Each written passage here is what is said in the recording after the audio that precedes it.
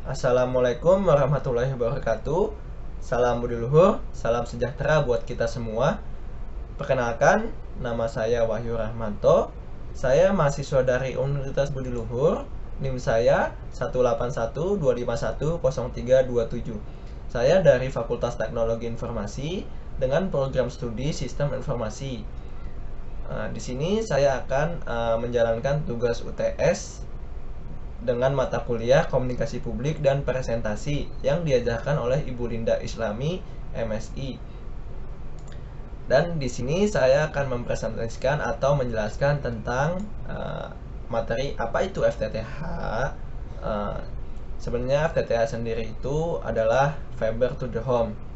Kalian pasti tidak asing dengan Internet Service Provider, yaitu ada IndiHome, MyRepublic, First Media. Itu kan pasti kalian kan di antara kalian pasti ada punya wifi di rumah masing-masing kan. Nah itu namanya FTTH.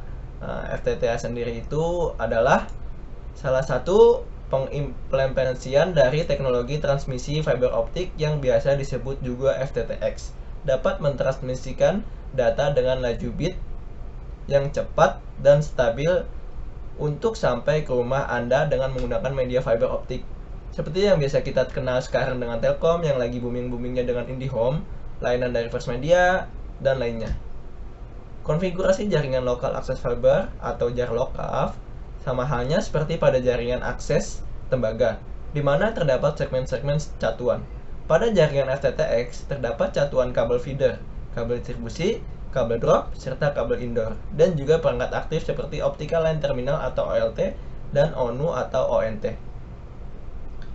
Oke, selanjutnya di sini saya akan menjelaskan perangkat-perangkat pada FTTH atau bisa disebut arsitektur jaringan pada FTTH. Pertama, perangkat yang ada di FTTH itu OLT atau Optical Line Terminal.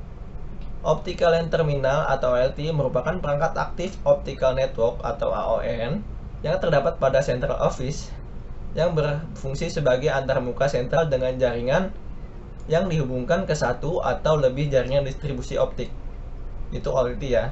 Selanjutnya ada ODF atau Optical Distribution Frame. Optical Distribution Frame sendiri itu merupakan perangkat tempat terminasi awal kabel serat optik. Selain itu juga sebagai tempat peralihan dari kabel outdoor dengan kabel indoor dan sebaliknya. Kurang lebih gambarnya seperti ini ya.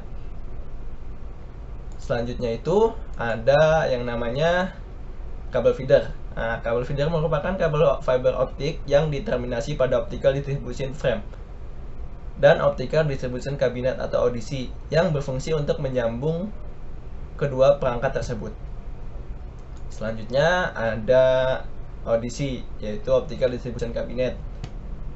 Optical Distribution Cabinet merupakan suatu perangkat pasif optical network atau PON yang diinstalasi di luar sentral, bisa di lapangan maupun di dalam ruangan. ODC memiliki fungsi sebagai berikut: sebagai titik terminasi ujung kabel feeder dan pangkal kabel distribusi, sebagai titik distribusi kabel dari kapasitas besar atau feeder menjadi kabel yang berkapasitas lebih kecil atau distribusi, tempat membagi informasi sinyal optik splitter atau tempat penyambungan.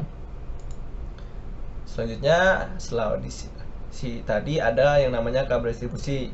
Kabel distribusi sama halnya seperti kabel feeder yang mempunyai fungsi untuk meneruskan informasi sinyal optik mulai dari optical distribution cabinet sampai dengan optical distribution point atau ODP. Selanjutnya, ini ODP. Biasanya ini sebelum modem Anda ini ada yang namanya ODP atau optical distribution point. Optical distribution point atau ODP merupakan perangkat terminasi akhir kabel distribusi dan terminasi awal penggunaan kabel drop. Kurang lebih gambarnya seperti ini, yang ada di kadang ada di bawah dan ada juga yang di tiang listrik seperti ini. Selanjutnya,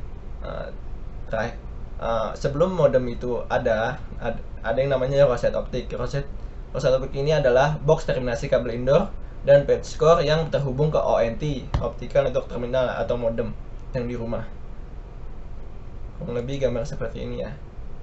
Selanjutnya, terakhir ini yang ada di rumah-rumah.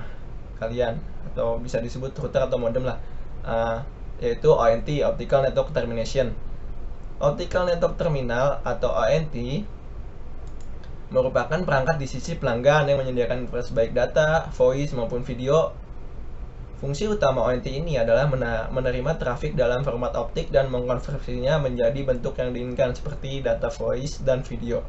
Nah, kurang lebih sih untuk modem ini itu dari kan menggunakan media fiber optik. Nah, dari fiber optik ini ada beberapa perangkat yang sebelumnya yang tadi saya jelaskan baru menuju rumah Anda. Jadi kurang lebih sih seperti itu untuk modem-modem FTTH. Kurang lebih untuk seperti itu.